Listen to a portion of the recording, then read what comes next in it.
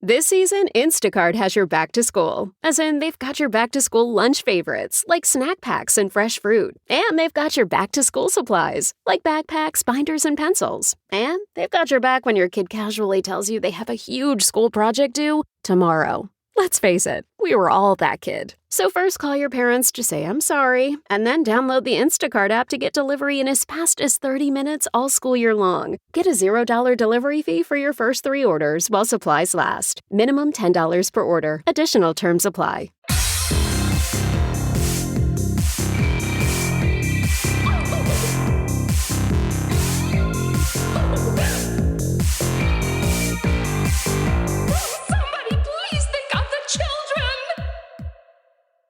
And welcome back to Scarred for Life, the podcast where we open up old wounds by looking back at the films that scared us as kids. I'm Terry. And I'm Mary Beth. And each episode, our special guest brings with them a movie that traumatized them as a child. This week, I'm so excited because our guest is author Laurel Hightower. She's the author of works such as The Mothman novella Below, detective horror Silent Key, and most recently, which I have spoken about on Little Cuts, The Haunted House Possession Hybrid, The Day of the Door, out now from Ghoulish Books. Welcome to the show! Thank you. I'm very excited to be here.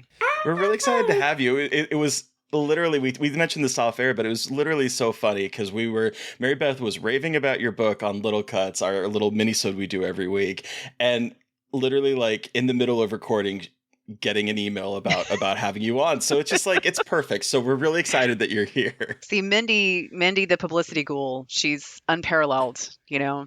She Her just timing, knew. Yeah. She felt it. So let's start off with talking about the Day of the Door. Can you tell us, our listeners, a little bit about it? Yes, yeah. I will try not to ramble too much. I'm super bad at synopsises, but it follows, and it sounds weird to call them adult children, but we're talking, you know, they're essentially survivors, trauma survivors. The Lasco kids, there were 4 of them, and now there are only 3. The eldest brother, Sean, was kind of pulled behind a door by their mother, who is, you know, narcissistic, fairly abusive, and he never came back out. And they don't know exactly what happened. She has claimed that there was some sort of an entity that had something to do with it. The now eldest son, Nate, doesn't believe that. He is now a therapist, and their 2 younger sisters, they're all kind of scarred in different ways from their upbringing. So it's 20 years later, and they have all agreed to go back to the house where all of this happened. There is a paranormal investigation team who is supposed to be filming things. And so their mother, Stella, has agreed to do it because A, she's getting paid, and B, she absolutely loves the attention. Kids are going because they want some answers. So everyone's got different goals there. And so, yeah, they get together and things go directly to hell. Yeah. So I got this in the mail. I pre-ordered it. I got it in the mail, and I read it. I started reading it on Saturday night, and I finished it Sunday afternoon. Like, I could not put it down. I loved the way that you write about family trauma and the way that you embody it within the haunting of the house. I always feel like we see trauma and hauntings as a thing, but not the haunting being a manifestation of trauma as much. And it was really cool to see the way you tackled the subject. So I wanted to hear how you kind of, like, where did it come from? How did it start for you in melding all of these elements together for the book? Yeah. And so there's a few things that kind of went into how this coalesced.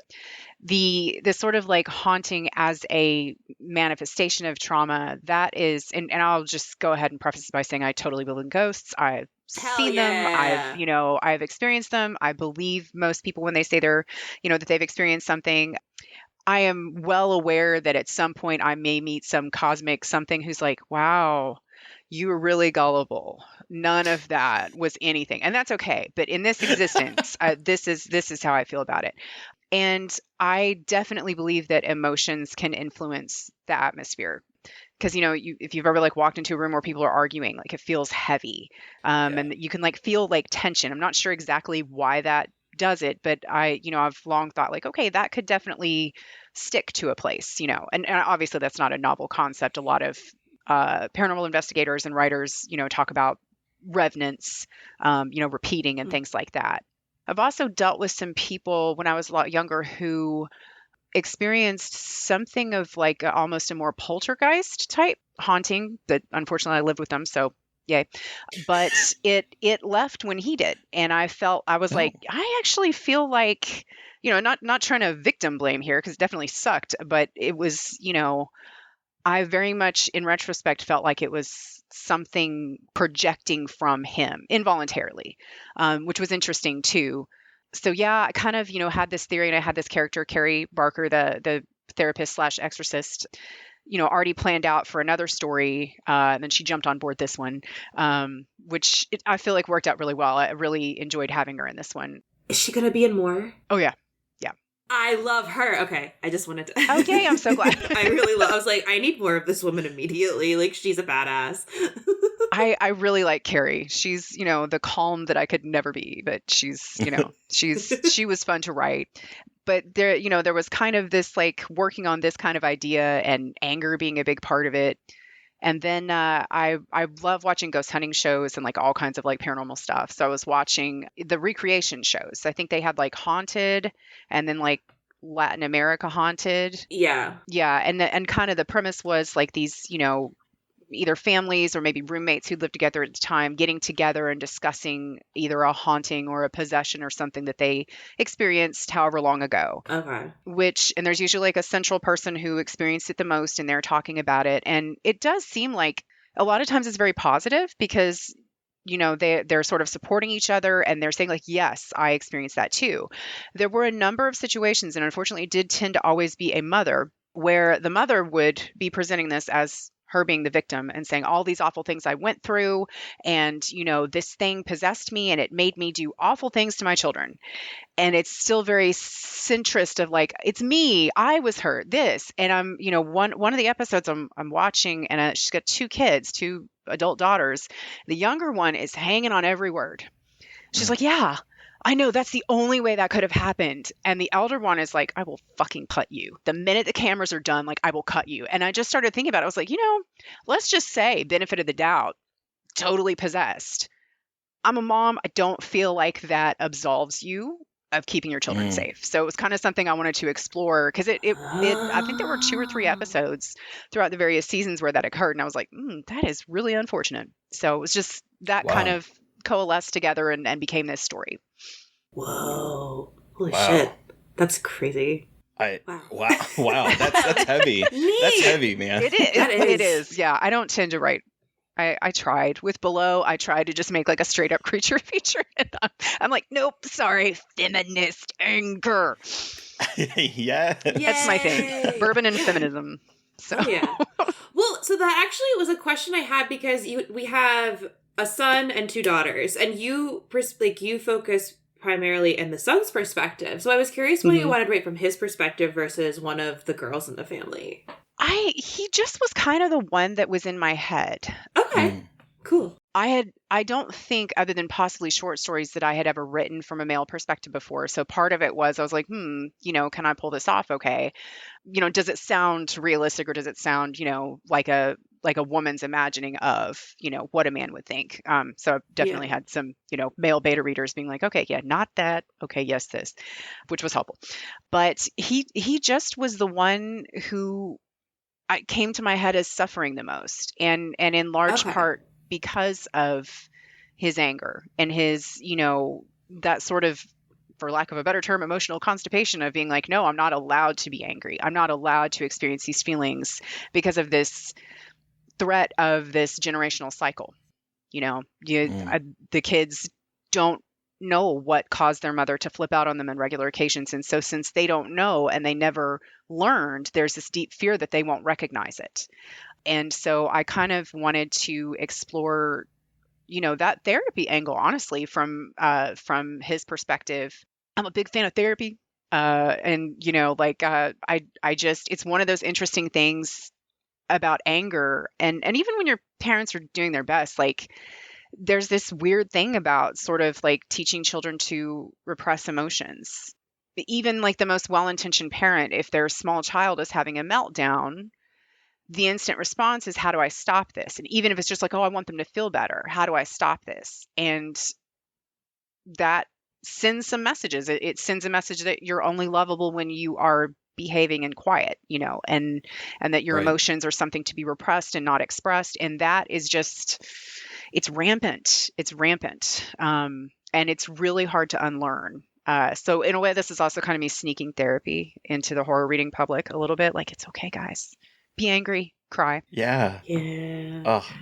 Yeah. So I wanted to because when you were talking, you mentioned that you've experienced ghosts and that you believe in ghosts. So I'm curious if you could kind of go into that, because on the show, like, I'm a skeptic and Mary Beth is a believer, and so I'm always looking for people that have had experiences, because I mean, without sounding like crass, I want to experience one, because I don't.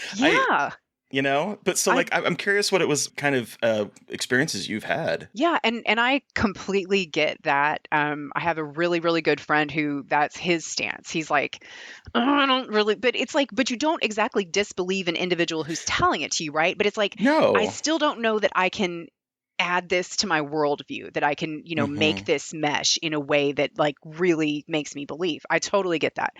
I And I want don't to know. believe. That's the Yeah, thing, you know? yeah, and I don't. What's weird is I eventually had to just let myself believe, because I kept wanting to argue against it, and just didn't want to feel silly, I guess, didn't want to Mm. be wrong.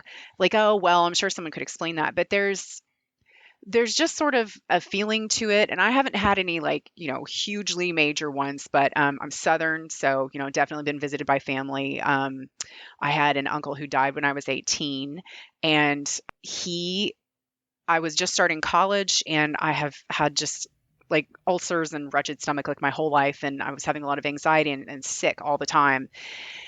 And at least twice he appeared in my dorm room bathroom mirror when I was sick. And he would just appear there. And it was striking to me because he had no expression, and he didn't make any noise. He didn't move at all. It was just very much like, but that seems right to me somehow, as like, I don't know how common it would be to be able to like move around a lot and experience them the same way that they did when they were living.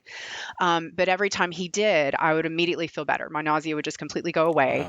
Wow. So he showed up that way a couple times. He haunted his answering machine. This is, this is how long ago this was. But when he passed away, we all took some things from his house. And one of the things I got was his answering machine. And it had this like readout display. It was like attached to the phone, and it had a readout display of, telling you who called or like who you were dialing. Yeah. Well, I was dating this complete jackass, as one does. And I finally like got around to being like, actually, I think we should break up, and I did. And then of course, because I'm a dork, I'm like, wait, what have I done? That phone never dialed his number again. It would not. Every time I tried to dial it, it wouldn't, like the numbers wouldn't show up on the thing, and it acted like I wasn't even doing anything. But the funny thing is, it would flash up numbers on the caller ID of people that I guess he thought I should call.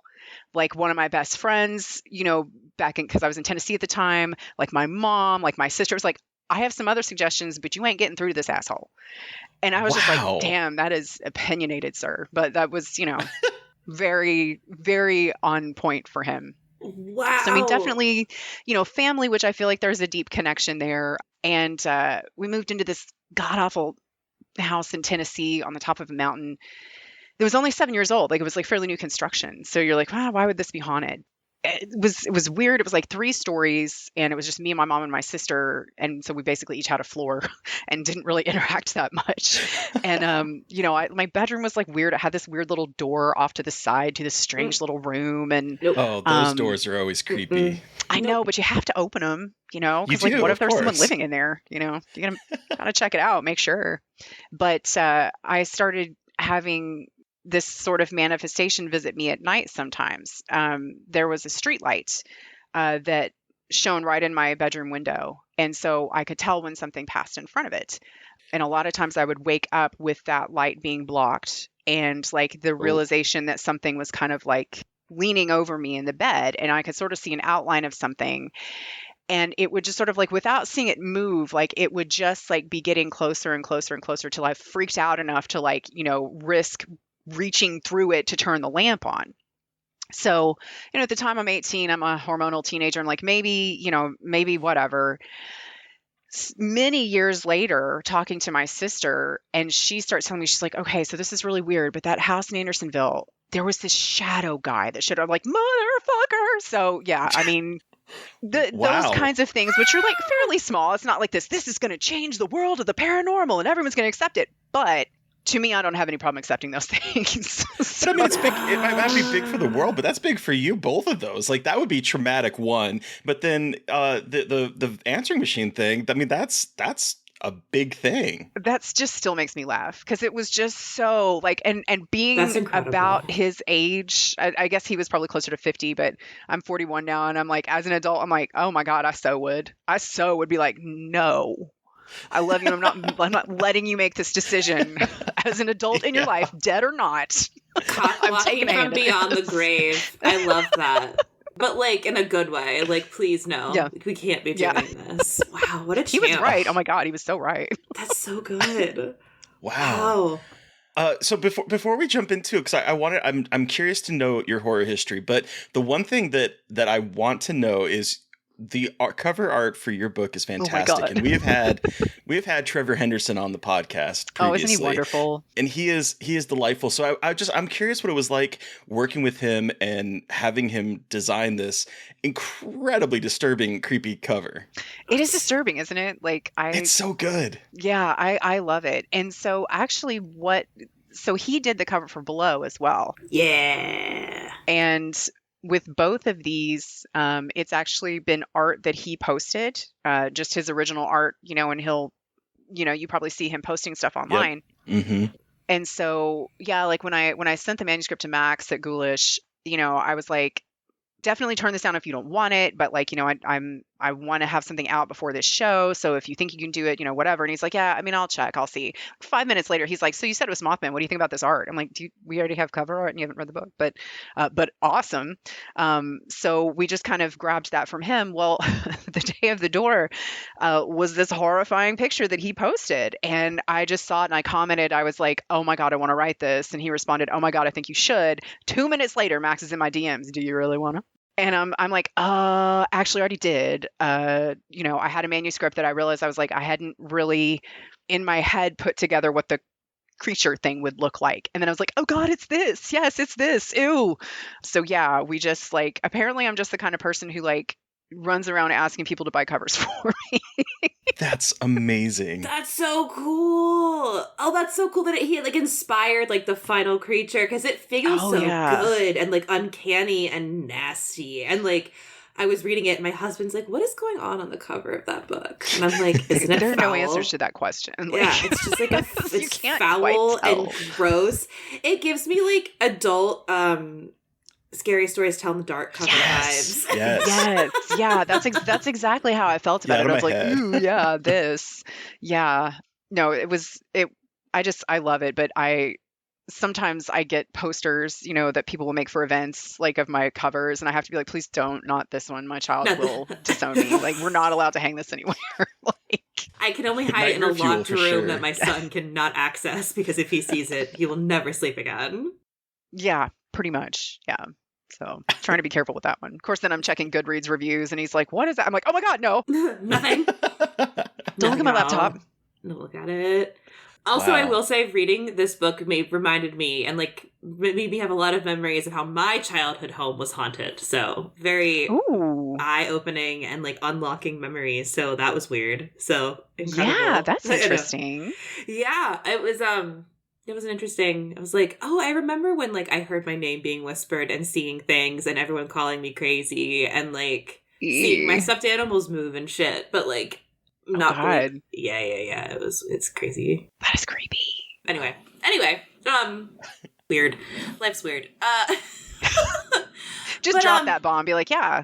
And my stuffed animals moved and, all this stuff. But moving on, Yeah, moving as on. They do. We're good. Yeah, whatever. My parents just told me I was nuts, and I was like, it can't be happening, right? Like, I'm just imagining it. But then it's like reading the book, like reading Day of the Door. I'm like, no, that shit was all real. That was, I don't know what it was. I never found out. It was never like a bad presence. It was just like, it just showed up every once in a while. Like, I'd see it in a mirror, or like, in the hall, and I'm like, I don't know what this is, because it was a brand new house. Like, we had built it and moved in, and I was like, so That's reading so this book, I'm like, interesting. wait, was this because my parents fought all the time? So there was a lot of like accessing memories in my head reading your book. So thank you, I guess. It's a very interesting experience. You're welcome, I guess. Yeah, I am sorry about that. But it, so when you talk about like your parents being like, "Oh, you're crazy," that didn't happen. I am probably the opposite of that to an extreme. Like if my son says something, I'm like, "Fuck, let's go," like and he like not so much anymore, but when he was like 2 and 3, he would see things that I couldn't see, like, and it would be this like pin drop all of a sudden. We went to the Henry Clay Estate, Ashland, which is in Lexington, and it was just during the pandemic. During lockdown, we would go outdoor places we could hang out, and there's like this smokehouse. It's not even part of the house. It's just a place where they hung their smoked meat, and it had a little display. And we stepped inside, and he froze. And he said, "Mommy, I want to go." I was like, "Okay, what's up?" He's like, "That man's looking at me, and he does not want us in here." This was a very like open place. Like, there was just this little like fence, like keeping, but it was like very open. I was like, "Let's bounce. Fuck it. We're going home. Like, we're never coming back." Yeah. No more. No more. Good, no. So, good to know, though, that you listen. No, you know what? That's good parenting, though, because you're like, oh, absolutely the fuck not. Like, we're not finding out. We are not fucking around and finding out. I've watched enough horror movies. Like, I know what this means. Goodbye. Yeah, but even if, like, let's say there's a 5% chance he's right. I don't have a 5% chance of like 1% right. 1% chance. Yeah, fuck 1%. That. Like, no, I'm just like, what's it going to cost me? We're out. Better safe than sorry. Oh yeah, in that case, yeah, absolutely, completely. Oh man. All right, so let's go back to the beginning. How did you get introduced to the horror genre? It almost feels like it was just like part of my DNA somehow. I'm sure that it just had to do, like all of us, like watched movies too young and read everything I could get a hold of. And I remember reading pretty much everything. I was a very voracious reader. Okay. And I think the first horror movie I saw was The Blob when I was 2. Oh, and the original or the... The original. The original? Okay. Yeah, the original. Mm-hmm. Okay. I shouldn't remember that. It probably is a false memory, but I have like this like slight memory of just like a little glimpse of it on the screen. Probably is a false memory, but I feel like it was something that was always available to me, and I just started gravitating to more and more over and above other subject matter. And I remember when I was like 8, we're leaving the library. It's getting to be fall, like school's just started back, it's starting to get dusk earlier, and these leaves were swirling. It was this lovely little breeze, and you're thinking of like autumn. And I was like, oh, we can go home and decorate for Halloween. And I was like, we could always decorate for Halloween. What if I make this my whole aesthetic? Like, what if I just like manifest this my entire life? And then I just did. That's amazing. It was that's amazing. It was this like huge, weird, like discovery. It's like, I've had an epiphany, and it's about vampires. So cool. So you mentioned voracious reader, which makes sense as an author. What was sort of like your choice for like horror books? Was, because I'm trying to think, you said you were 41, I'm 43, so was Goosebumps, how did you get introduced to like horror novels or horror books? Oh, I think I circled back around to Goosebumps when I was older. Okay. Yeah, like they may have been available, but I don't think we had them at home for a while. I mean, I was definitely a Goosebumps kid, like maybe in middle school. But when I was younger, it was whatever my parents had on the shelves. They didn't police what we read or watched, really. So I know my mom had a lot of Stephen King. She had a lot of thrillers, a lot of horror books that like I could not tell you who wrote them or what the title was now, but I sort of have memories of like, scenes within them. So I just pulled anything off the shelf, and I was reading stuff like from a very, very young age. And ghosts were always my thing. I love ghosts. Okay. That's always been my like go-to, my preference, and possession is a very close second. So yeah, I just, whatever was available kind of, but I do remember, and I loved watching Are You Afraid of the Dark? Hell yeah. That was just such a joy. Like every time it came on, that, creepy theme and the door creaking open, I love that show. Yeah, I remember reading Goosebumps in 7th grade because I remember my teacher making fun of me for it. Oh. She was like, isn't that a little young for you? Like, and as an adult now, I'd be like, there's a child in your class reading. What exactly is your issue with this subject? But I think I just sort of like looked at her. The other kids laughed at me, and I was like, and went back to reading because I wasn't going to put my damn book down. But I'm enjoying That's myself. so wild. Whatever. That's so wild because like it's so funny to me because I got introduced to Goosebumps in 5th grade by my teacher reading it to us in class, and then so it's so weird. I mean, I guess 5th grade, middle school, but like still, that's like, I don't know, a foundational time to be exploring that kind of stuff in a safe way, in my opinion. So I don't know, that's weird. You know, again, it was like when I think back to like our generation as kids, it's like, I don't know, they were fucking us up. Like, one surely did. Yeah. Just throwing us in the deep end all the time. Yep. Oh, yeah. Absolutely. And see, it's interesting you say that your parents never policed your books, because while my parents started policing what I watched, I was the same with books. And so I was reading, by the time I was in 6th and 7th grade, I was reading Stephen King, and I was reading Jaws, and there's like, you know, some sexy things in Jaws in the book. And like, so there's like all this kind of stuff. My parents like, go read. Who let me read so the beginning of it as like a fucking 8-year-old? Like, God, no kidding. Like, who the fuck was just like, yeah, that's fine. Like, she'll be fine. That's hilarious. Well, and the librarian just like never said no to the books I took out. I'm just like, okay, yeah, that's fine. And they're just like, yeah, she's cool. You know what? I never considered it, but the librarians never did that to me either. Yeah. I think they were just like, that one's already hosed. Just don't worry about it. Concentrate on these other children. That one's screwed. We'll just keep her fed with the creepy books. That keeps her quiet. Well, ultimately, I feel like that is like the whole point with our parents was like, it's like, they're quiet. Yeah. I don't give a fuck. Like, just they're quiet reading in a corner. I'm going to sit down.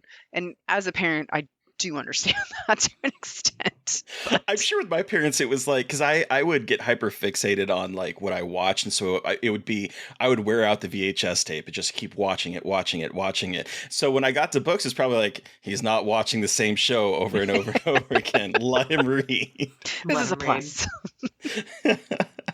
But so were you easily scared as a kid? It sounds like you weren't, but were you easily scared? See, I don't feel like I was scared much by books. I think I more got disturbed, but didn't always know how to like vocalize that, you know? Oh, yeah. Okay. But I know with movies, you know, jump scares definitely got me. And there were scenes that it was more about like, because I always had intrusive thoughts as a kid. I do as an adult, but I didn't know what they were back then.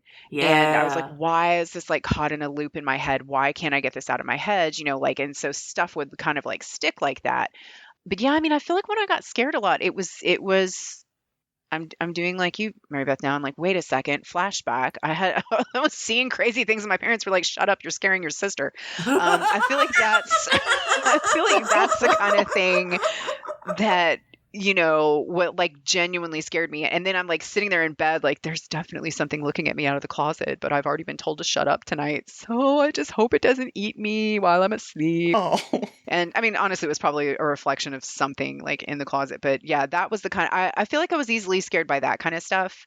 Cool. I think I was much more scared by real life. I was a very, very timid, very quiet child. And so I feel like you know, like you said, Terry, it's like, it's this sort of safe way to interact with horror. And it's like, it's just contained on the page. And, you know, so yeah, I enjoyed it, but it was real life that scared me a lot more. Okay. Yeah. Okay. As you've like progressed as a horror fan and writing horror, have you gotten more scared, less scared? Do like different things scare you now? Yeah, definitely different things scare me. A part of that has to do with before I sort of dropped into the indie horror scene, like a lot of us, I didn't know what all was out there. I thought it was mostly like Stephen King, Dean Koontz, Anne Rice, and some offshoots. And then indie horror is so amazing because there's storylines that would never have occurred to me. There's all new things to terrify you, you know, like from, and particularly I love reading. Reading diversely became a big thing for me. Again, after interacting in the community some, Violet Castro, who's amazing, was very vocal about that kind of thing, like, you know, representation and you know, hearing from editors and acquisitions editors that people couldn't connect with like a Latinx character or, you know, an LGBTQ. And And I was like, oh, you have to make an effort to read diversely. Like, you got to seek this out. Mhm. And it's such a, because the biggest thing about it is like, we know each other best through our stories. And I'm a horror girl. So it's this enriching and very human experience to read about what scares someone else. Yeah. And some of that's cultural, could be from a country I've never visited, or a religion that I haven't practiced and I'm not, really well aware of. It's things like reading a story written by a trans woman where the act of having to enter a public restroom is in and of itself a horror story.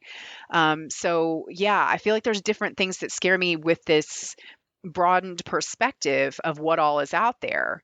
And what it can mean for different people or, certain situations. I'm always really fascinated by stories that are able to scare me with something mundane, kind of introduce this element of like, but what if it was this? So yeah, and also there's the obvious, I've had a kid. And so Yeah. Anything to do with kids is a lot more like, oh no, turn it off now. I'm Yeah. I'm kind of more sensitive to that stuff because again, like, but that's a lot of times why I write about motherhood, is because there's all new fears, all new, very deep seated fears, when you have a kid. So, Yeah. So, because we usually ask this question, but I'm going to add another part to it. What was the last movie that truly scared you, and what was the last book that truly scared you? Ooh, okay. So, movie, I'm going to say that truly scared me. I'd say Terrified, the Argentinian film. Yeah. Okay. Yep. Yeah. Yeah, I mean, I've watched some amazing horror movies since then, but like that scared me the most was definitely Terrified. Like I was like, oh my God, such a fantastic film. It really is. Yeah. So unsettling. Oh yes, and it is still like it starts out kind of innocuous, and you're just like, oh okay, solid setup. Oh my God, it's Yep. just like within the first 5 minutes it flips. It's so good. And then book, oh definitely Josh Malerman's Incidents Around the House. Okay. I've been wanting to check to look into that one. Yeah, I don't think it's out quite yet. Yeah. But his publicist sent out a lot of early reader copies to writers for blurbs. I was like, oh my God, I'm giving a blurb for Josh Malerman, so that was cool. Amazing. And then I was like, I have writer's block. I don't know what to say. It's not going to be cool enough. But it is a terrifying book. It is the most frightening book I've ever read. This summer, right? I think so. Yeah. Yeah. Maybe It June says or July. June 25th on June 25th. this website Yeah. I'm looking at. Oh. Yeah. It's terrifying. I am excited to check that one out. Oh, it's so good. It's so readable. I love his stuff anyway. But some of it's not scary. Some of it's like insightful in another way, or all this kind of stuff. But yeah, this scared the hell out of me. Yeah. Oh, Ooh, okay. so cool. Cool. All right. So, Laurel, we've talked about your writing. We've talked about your horror history. But what movie did you bring with you today for us to discuss? I was so glad this one hadn't been done because that was my first thought was like, oh my God, Critters 2. Fuck yeah, Critters 2. Okay. Yeah. Quick. We read the synopsis super quick. Yep. We have covered Critters before, but in Critters 2, directed by Mick Garris, eggs of the small but voracious alien creatures called Krites are left behind on Earth, and after hatching, set their appetites on the small farm town of Grover's Bend. All right. So I'm dying to hear your story. Take us back. How old were you when you saw this? How did you see this? Why is this your Scarred for Life pick? Give us your horror story. I have no idea how old I was. I am going to guess maybe 6 or 7, because it was like obviously to a point where I had pretty well formed memories, but where I was too young to communicate, again, some of the things that disturbed me about it. I feel like my parents thought it was like this campy, like goofy thing that would be funny.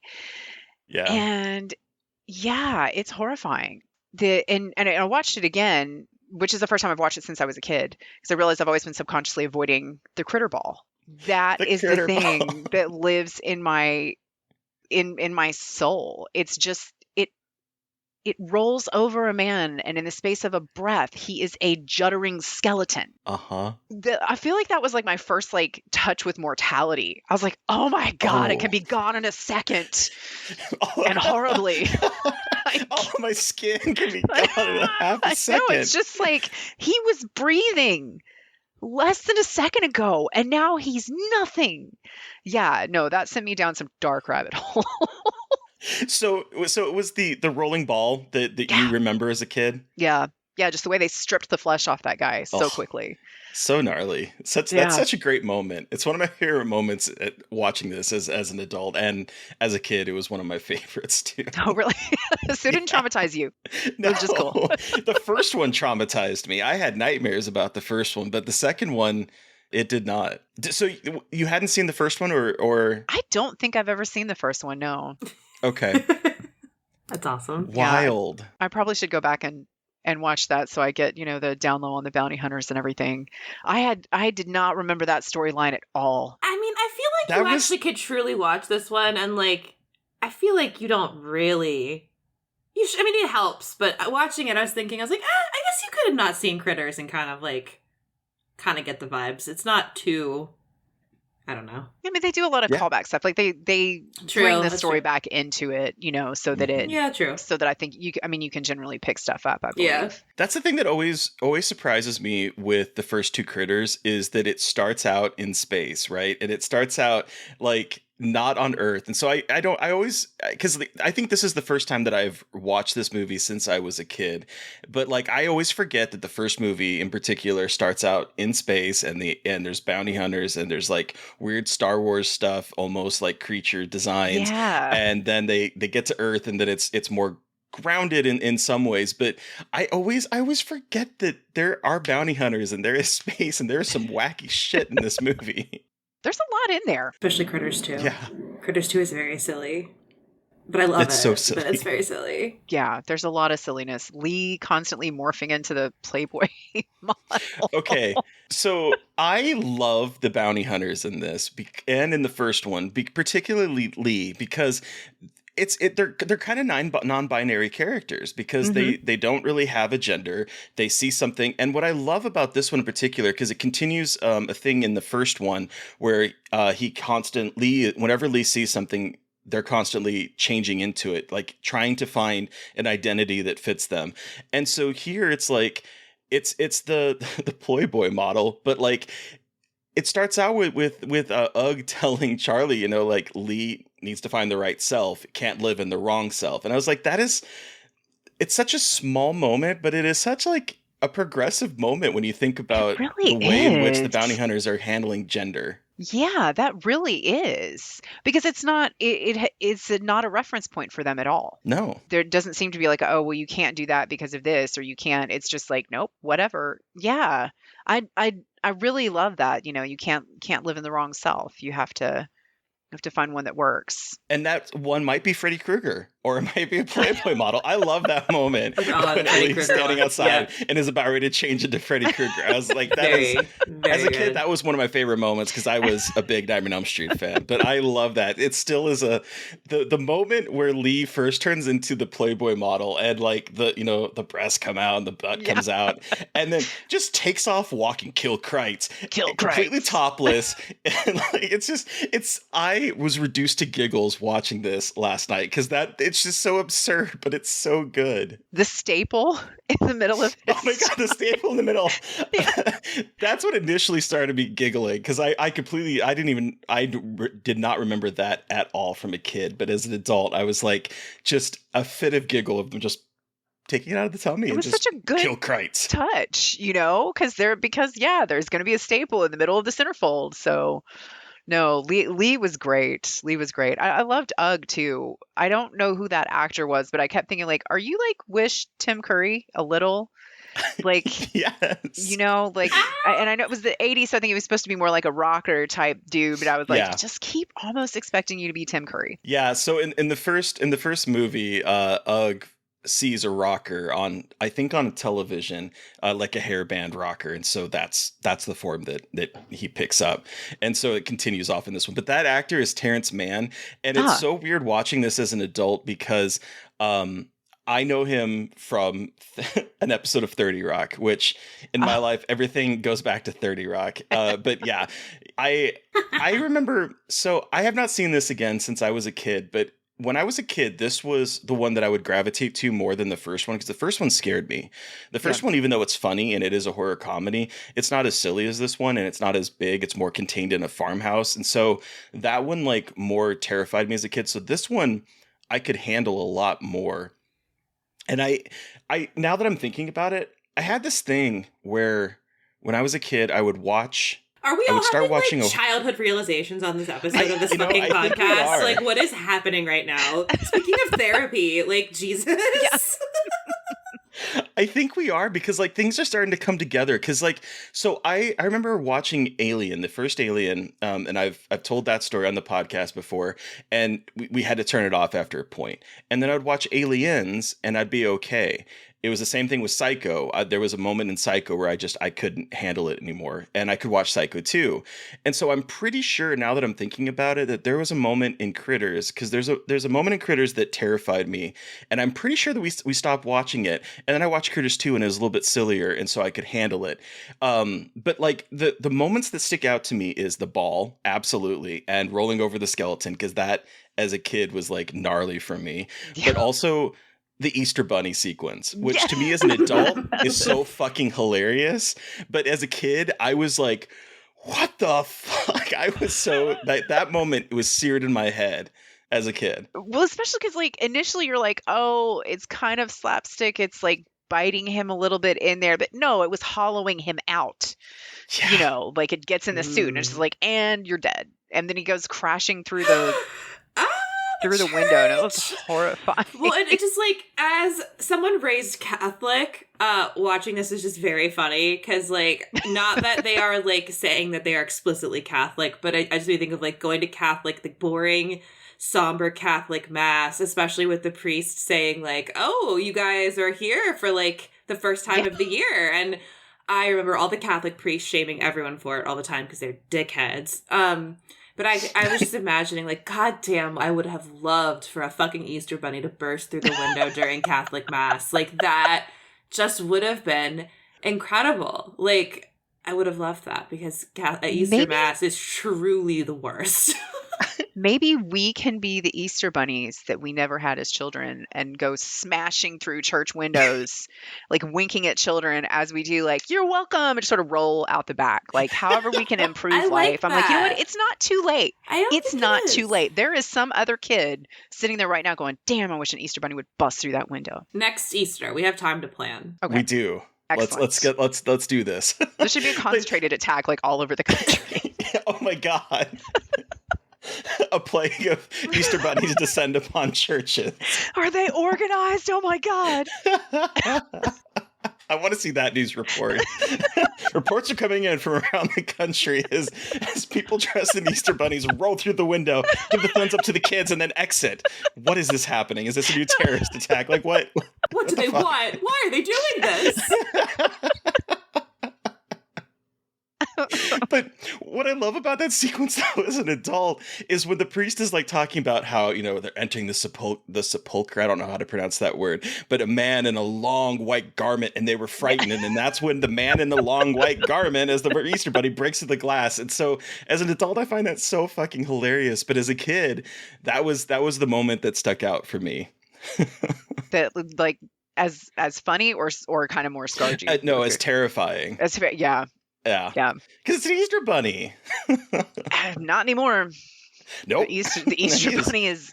He is hollowed out. He has a lot of holes in him. I know. I think that was like part of it, is the way they ate people, like from the inside out. Oh, it's so gross. I love it. It is. Yeah. You know what's also gross? The main little redhead's mullet. Oh my God. He looked like he was about 12 years old too. So when they're setting up as the romantic interest of the 17-year-old, I'm like, yeah, that was weird. He has just a baby face and the little mullet. It was just so cute. With his little earring was nice. I thought that was a really good touch. I know. He looks exactly the same, but like taller. It's very strange. Yeah. Very strange. Yeah, because he was the main character from the first one, and he was born in 1971, so he would have been like 16 when they filmed this, probably. I think he just has a baby face. He looks so young. Yeah. He's like a little baby. I do love his almond grandma and talking about no red meat. like with all the kids and her like leotard and her leggings, taking the kids from school. Was it like at the end she makes him like a celery and spinach cake or something to eat? Like it's just like incredible. It's so small, but it's such an inversion of like the cute old grandma. Because what was it? What the fuck did you say at one point where he's like, they're in here, grandma. She's like, I fucking know they are. And like she said no shit because she's like fighting the door. Yeah. She's a great character. I just love she really is. when movies embrace like incredible like older characters like that and like invert that and don't just be like, oh, it's a frail old woman, but like she's a badass. And I love when movies embrace those kinds of characters rather than like fall into the kind of tropes, and it adds again like another layer of comedy with that, but also just makes her very memorable. I love it. Yeah. And she's always trying to push Carob. Oh yes. I was like, what the fuck? What the fuck is Carob? I had to go Google it because I was like, what is this? It's chocolate I had for never dogs. heard of it. That's its only purpose is to be chocolate for dogs. Like that's it. But she was definitely as an adult my favorite character. Just the way she was handling everything. Her like the fact that when she's introduced and she's talking to the kids and she's explaining that meat just goes right through you. You need to have fiber for bowel movements and talking about the meat rotting in your intestine and stuff. Like, this is great. She literally is my favorite. You want to have a healthy BM, don't you? Which means like nothing to kids. No, not at all. They're just like, not at all. They're like, I want snacks, and she's like, you want to have? And it's just and I love the town. I do love this like quaint little, and is it a real town? I think so. Based on they did like a thank you to the town at the end. Like it looks like it was just a real town. Yeah, it's super cute. It's like very idyllic and it feels very much like. Is this the same town from the first one, Terry? Yeah, it is. Okay, I couldn't remember. Mm-hmm. Apparently, it's not a real town. I just Googled it because like I was like, what? The ending with that line, I was like, are they trying to make it seem like this is a documentary? Yeah. What is happening with that final line? I didn't pick up that we were supposed to be thinking that this was real. Like, I thought the town was real. I know. If that's an actual documentary, I'm out. If I ever have to deal with a critter ball, fuck that shit. Fuck that shit. I'm out. I will evacuate from the earth. Yes. Yeet me into the sun. I'm not doing that. Exactly. So Mary Beth, we both have like childhood nostalgia or horror attached to this one, but this is the first time you've seen this one, right? Correct. I was not familiar with Critters until I saw the first one for an episode, and then I watched this one for the first time today for this episode. And I knew about it because of Mick Garris, and I actually wrote an article about, this is so silly, but like best eggs in horror. I don't know why I did, but I wrote about eggs. Sweet. And so someone was like, oh yeah, Critters too. So I'd watched the clip of the guy getting hollowed out by the critters in the bunny suit. And I was like, well, that's incredible. And like Mick Garris used to be on the Dread Central Podcast Network. So I was like, oh, I should watch it. And I finally got to watch it. And I really loved the comedy of this one. Like, it's so silly, but still like the Kraits are still terrifying and little fuckers. Especially with the Krayt ball at the end. I will say when they're all rolling together with not in the ball, but just like a little herd, it was very cute. And if I did see that, I would be very excited. Were kind of like chinchillas, Yeah. Also, like, I would want to kick one because it's just like so ball shaped. Is that terrible? I'm sorry, that's terrible. But like, they're very puntable. They are very puntable. If you miss the teeth, like the giant mouths. But I love the Kraits. I love their design so much, and like the way that the Chioda brothers have the designs of like the practical little monsters with the way their mouths move and their eyes, and I just love them, even though they are terrible and terrifying. I love them as little monsters because they are both so cute and so scary, and they're just so well designed. So it was exciting. I liked seeing more of them being little shits, and also Lin Shaye looking like a drag queen a little bit. Lin Shaye in this one, like I was like, wait, that doesn't even look like Lin Shaye anymore, because she was in the first one too, but it was so weird seeing her in this one. I was like, wait, is that Lin Shaye? Because she's was she the redhead? The redhead, yep. Mm-hmm. Did not catch that at all.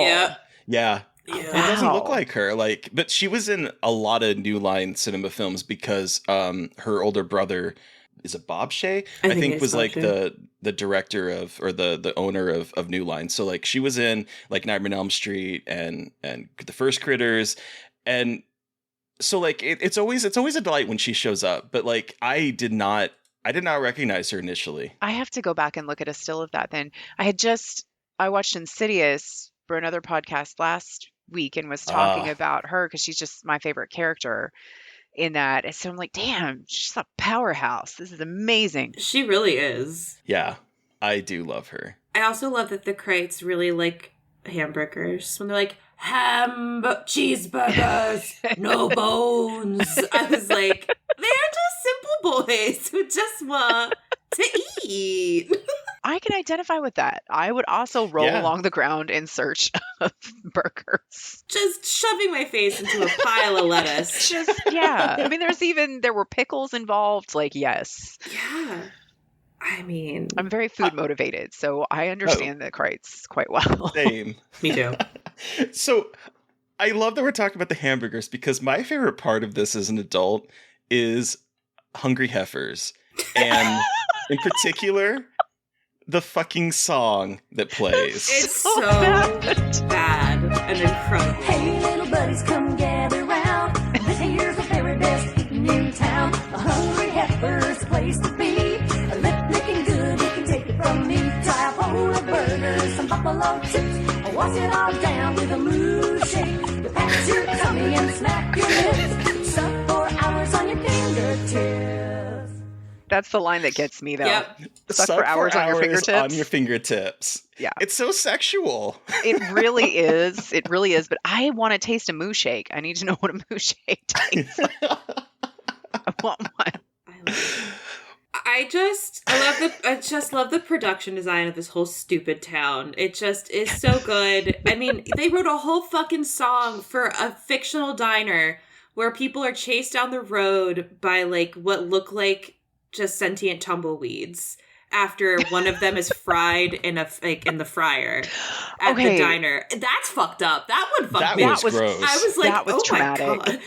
They're like, oh, they give him a little haircut. He said, bitchin'. And I was like, oh, that's funny. And then they fucking deep fry the other one. I'm like, oh my god, Jesus. I know. And that it's like, I was like uncovering additional childhood trauma while I'm watching this. I'm like, oh my God, that's right. Like I had forgotten totally about the Easter Bunny, and then like it all came screaming back to me. And I'm like, oh my God. And it being deep fried was like horrifying. Like honestly, the way the critters like kept dying was a little bit upsetting, like as a kid. I was super sensitive though. Like I would like apologize to my Barbies, like if I dropped them or something. Like I believed everything had sentience, and I was the same way. I be had hurt. to rotate my stuffed animals on my bed every night to make sure they all got the equal amount of attention, or they would be mad at me. Yeah. We don't have to dig into what that means at all. Let's just we'll just keep that as I was a very empathetic child.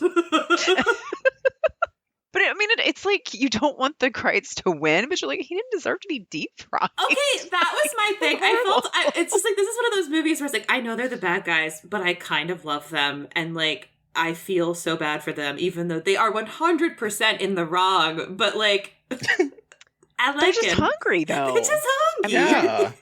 They're just doing what they do. They're just little balls of fur that are hungry. They're just hungry. I do love the sequence at Hungry Heifers where they're chowing down and they end up like, frying one of them, because it reminds me of Gremlins. Like this feels like of like the way the Gremlins would react to each other, and it just, I don't know, like this movie, I know the first one had a lot of pushback because people are saying, oh, it's just a Gremlins clone, even though I guess the script was written way before Gremlins even came out. So like it's just like timing. But like, happens. Deep Impact in Armageddon. Deep Impact Armageddon, exactly. Yeah. But so and Volcano and Dante's Peak, like same. That was weird. Yeah. Yeah. But like I do love those sequences when they're just allowed to be their kind of shithole selves, because they are dicks. Like as a race, these creatures are dicks, and I admire that. I love it when when the bad guys have like a personality, and it's just like we did talk about the first one. In the first one, we were like, we like that they're assholes, then they do have personality. It's good. It's a good villain. I would really recommend Laurel watching the first one because I have to, there's yeah. like there's a great moment at the very end, like after the Krites are trying to leave and they've done so much trauma to this family, and they are in their spaceship and they're leaving, and then they pull back and they literally just shoot at the house just to blow up the house because they want to be dicks. So it's like it's just like insult to injury. We're just blowing up the fucking house because they're like, fuck you guys. It's just incredible. And like they just somehow make the scale even bigger in this one, where it goes from it just being the farmhouse to a whole fucking town. It's like a Wild West shootout in the fucking main street. It's like it's incredible that they were like the scale that this is again, this one feels more like Gremlins than the first one. Like so, which isn't a bad thing. It's definitely more violent and like more terrifying than Gremlins. Yeah. I always thought it was scarier than Gremlins. I definitely got more of the comedy from Gremlins. I felt it could have just been when I watched it. I know I saw Gremlins too, like fairly young, and I think I was most disturbed by the Gremlins' deaths in that one too. Yeah, they died pretty horribly. Goopy. No, they're very so goopy. Yeah, they are very goopy. But speaking of goopy, one of my favorite moments of this one is when the little girl has the little egg and, you know, next to her carrot bunny, and it's on the floor, and she is like, it hatches, she's in bed, her arm is hanging over the side, and it starts rolling toward it. We get Critter's POV, which I love whenever we get Critter's some POV. weird... But then the dad just walks in and steps on it, and it's just green goo. I'm just like, it makes me laugh as an adult, because it's just like, it's so funny, because you're like, oh, it's building up the suspense, and nope, the dad just steps on it. That was so good, but yeah, it was like fairly tense before that, because I didn't remember, you know, whether the little girl lived or whatever, and she's got her, you know, foot or her arm like hanging over, and you're like, this is why. Never let your foot out of the blanket. Nope. Never. It's just reinforcing it. Absolutely the fuck not. I will never, ever put my foot outside of the blanket. Nope. Absolutely not. I am curious about the incubation time for these eggs, though, because it has been great 2 question. years. Great 2 question. years from the first one. And there's just a bushel of eggs at the old house that Bradley and his family abandoned, that have been sitting there for 2 years, and then they just decide to hatch then? Like, so what is the incubation for this? I think it looks like because they were put directly in front of that heat source was why. Yeah, because when they first walk in the barn, they say, oh, it's freezing in here. And I wondered if the eggs had just been sort of kept dormant up until that point. Okay. That's what I thought, like, because they had to get very specific temperature, and because they weren't at that temperature, they couldn't hatch, but then... because they're aliens, I guess they don't like rot or anything. Yeah. I would like, I'm going to say that I was very sad about what happened to the dog. That was also traumatic. Rude. Yeah. Honestly, rude. Yeah. Yeah. And again, hollowed out. Hollowed out. Oh. I think that's part of what bothered me, was the way that you could be misled into thinking you were dealing with someone or something who was still intact and whole. And then, you know, you walk around and turn them over and it's like, oh! And then you're like, just kidding. It is just a literal husk of a person. Yeah. I've been talking to them, and, you know, they have no internal organs. So feel good about that. I do like the way the movie sort of allows your mind to like fill in those blanks where like we see them sort of pop out. We don't actually see them like inside the dog or whatever, but we see them kind of pop out on the other side. And then there's a scene where the camera is panning and they've just eaten all these cows and they're just sort of sitting in like the bones of the cows. And so that does such a good job of like cluing you in, like this is what's happening. And so whenever you see it, you know, your mind is immediately thinking back to those poor cows that have just been devoured and there's not a lick of skin left on them.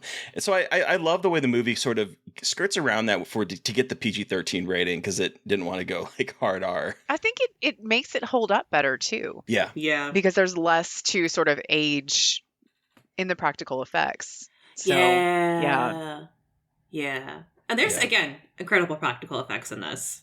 Yeah. Oh yeah. Is it Chiodo or is it Kyoto? I can never remember how to pronounce their names, but the special effects team that did the Krites, and they also did Killer Clowns from Outer Space. They do a lot of really great puppetry, and I love their work. Their characters always have so much, character in them, and I think that this one like really shines in the critters front. Like we get to see a lot of their personality in this, and I enjoy that always. I agree. Uh, wild that this was written by David Twohy. I don't know how to pronounce his last name, but he would go on to write and direct Pitch Black. Oh. He was the writer of G.I. Jane. He wrote The Fugitive. Oh. Yeah. Okay. The Warlock movies. He wrote the first two, I believe. That tracks. The Warlock. Yeah. That one tracks. That one does track. Yeah, that one not so surprised by. Huh. A Perfect Getaway. I don't know if I've ever seen that one, but it has it's one with Mila Jovovich in it and Steve Zahn and Timothy Olyphant. Oh, what the hell? This guy has written some weird shit. Yeah. Huh. Yeah. I feel like once you've seen like Meet the Feebles and then realize that that's the guy they got to do the Lord of the Rings trilogy, like nothing will ever surprise me anymore. I'm like, yeah. Those fucking puppets, dude. That's fair. Jesus. That is absolutely Very good fair. point. I'd actually I watched Meet the Feebles really close to the time that they announced his involvement in the Lord of the Rings. And I watched it, I'm going to go and say, I watched it super high. So I was so confused. I was like, is this because I'm high? Like, did that real? otter go under the seal's desk and was there sex going on? I don't understand. Am I just that high? And then, like I forget, like I was telling somebody about it like not long after, and they're like, dude, yeah, he got tapped. He's going to do Lord of the Rings. I was like, you are full of shit. There's no way that anyone would ever watch that movie and say, you know what we should give this guy? Okay. But I mean, it did a magnificent job. Ooh. No, it's hilarious you say that because I had the same thing with Peter Jackson and Dead Alive. I saw Dead Alive around the same time that it was being announced that he was directing it, and I'm like, this guy's doing Lord of the Rings. This movie has a priest that kicks a zombie and says, I kick ass for the Lord, and he is doing Lord of the Rings. Like, the Feebles, Dead Alive to Lord of the Rings pipeline it's perfect, but it's unexpected, but it works. Yeah, unexpected. It does work. Good God. Oh, man. Do we want to wrap this up and give it our rating out of 5? Sure. That sounds good to me. One final thing is that I had an epiphany in this, and another one. There's no God way damn it! There's too many. No. While I was watching it, I was like, there's no way to prove that this is true. But there's the moment where there's the rolling critter, and they run their truck into it and knock it off.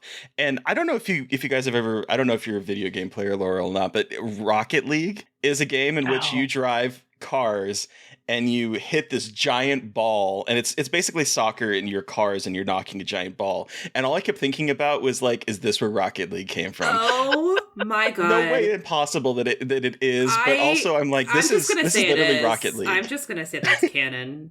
I've decided. Yeah, I accept it. Yeah. That's where that came from. Cool. We've decided right here now on Scarred for Life that is canon.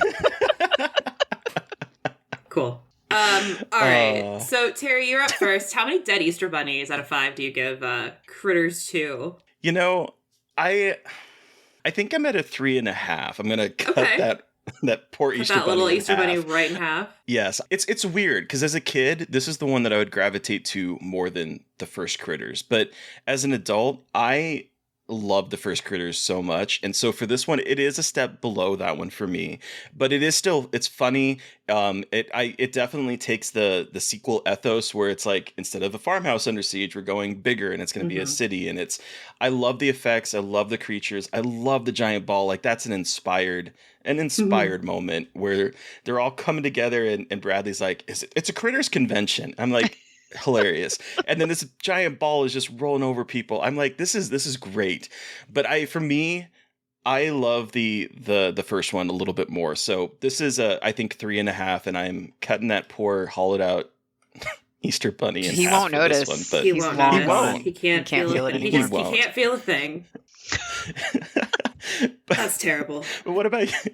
What about you, Mary Beth? So I think I'm also gonna give it a 3.5. I really enjoyed it. I had a lot of fun with it. I'm not as big of a horror comedy person, but I still thought it was pretty clever in what it was doing and how it was taking the original and making something, like you were saying, Terry, bigger, wilder. I read that Garris wanted to make it scarier. I don't think he necessarily did that, but I don't think that's a bad thing at all. I had a really good time watching it. I love these little weirdos, and watching them just like devour an entire town was just a delight. So, Laurel, you have the final word. How many did Easter Okay. bunnies? I feel like 3.5 seems right because there's like, and I'm realizing how many franchises I watched the second one first. I know I did it with this. I know I did it with Gremlins. Pretty sure I did it with Oh. Ghostbusters. And so a lot of Okay. times, like I have more of an Ooh. affinity for the second one because it's the one I saw first. Okay. So yeah, it's and it definitely still has that. Like I would not let my son watch that. Like at I was gonna all, say, did you let your son because watch he would this with just you? yeah, no, absolutely not. No, not a thing. Because I mean, it definitely still has those sort of scarring capabilities. But yeah, like there is, Terry, some of the stuff you pointed out too is stuff that I hadn't really processed first. But yeah, like in a lot of ways, some of it was really progressive and just like, I don't know, there were elements of it that were not included that made it significantly more enjoyable than some of the movies from the same era that did include Yeah, those. absolutely. And the whole small town, like, I don't know, it was just really, it was very enjoyable. Although seriously, I still got kind of stressed out when I knew the critter ball was coming. I was like, my God.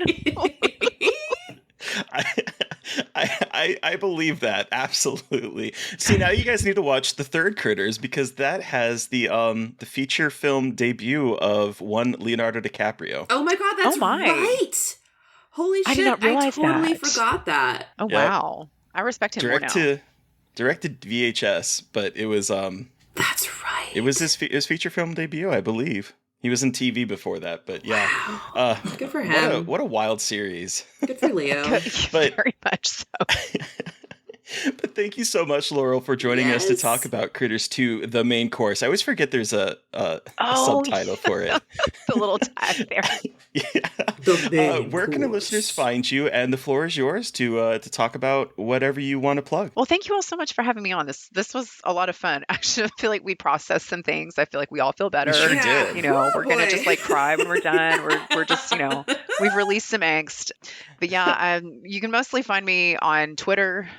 But seriously, tell me to get off there if you see me on there, because Same. it's bad. And I'm on Instagram and Blue Sky and TikTok. So if you search Laurel Hightower, it's always either Hightower Laurel or Laurel Hightower, some iteration thereof. So yeah, I'm on those, and I have an incredibly stupidly out of date website that says coming soon, Crossroads. But the contact form does still work. But yeah, otherwise, my new book is The Day of the Door. It will probably ruin your day if you have any sort of childhood trauma. It will. I'm very sorry. It will. But like, it'll help you process. Maybe it helped me. So Excellent. That's good. Again, I'm trying to sneak a little bit of therapy into the world, where I can. doing the Lord's work. I think. And listeners, we'll have a link to Ghoulish Books, so you can go check out the book right there. Yay! Awesome. Thank you. All right, listeners, you've heard from us. We want to hear from you. What did you think of Critters 2? What was your experience with that movie? You can let us know by sending us an email at scarredforlifepodcast@gmail.com, or you can reach out to us directly on social media. I am at MB McAndrews on Twitter and at MB.McAndrews on Instagram. And I'm a Gaily Dreadful everywhere.